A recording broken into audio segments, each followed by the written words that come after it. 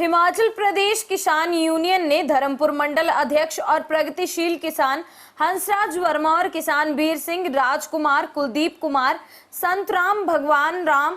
केसर सिंह ने बताया कि हमारे गांव कपाही के किसानों ने जो अरबी की फसल बिजाई है उसमें अचानक कोई ऐसा कीड़ा लगा है जिसके कारण हमारे खेतों में अरबी के सारे पत्ते खराब हो चुके हैं, जिससे किसानों द्वारा बोए बीज और उनकी मेहनत बेकार चली गई है। उन्होंने कहा कि गांव के किसान के पास वैसे भी थोड़ी बहुत जमीन होती है और जब फसल को इस तरह की कोई बीमारी या कीड़ा लग जाए तो किसान की मेहनत पर पानी फिर जाता है। इन किसानों ने कृषि विभाग के अधिकारियों से मांग की है कि फसल को लगे इस कीड़े के उपचार करने के बारे में किसानों को सलाह दी जाए और मौके पर आकर देखा भी जाए कि ये कौन सी बीमारी है और इसका उपचार कैसे किया जा सकता है।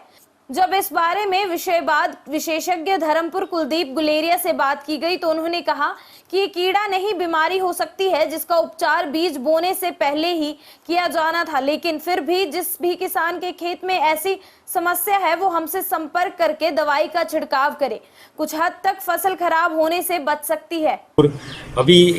व्हाट्सएप पे मुझे एक मैसेज आया है जिसमें किसान ने अपनी दिक्कत को शेयर किया है कि उसकी अरबी की फसल में धब्बा रोग का लक्षण पाए गए हैं और उसका अटैक उसमें है। तो इस बीमारी एक तरह की बीमारी है और इस बीमारी को दूर करने के लिए जो है ब्लाइटॉक्स एक दवा है और उस दवा का 3 ग्राम पर लीटर के हिसाब से घोल बनाना है और उस घोल को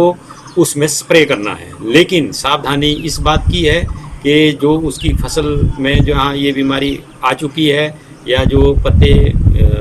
मुरझा गए हैं, गल गए हैं या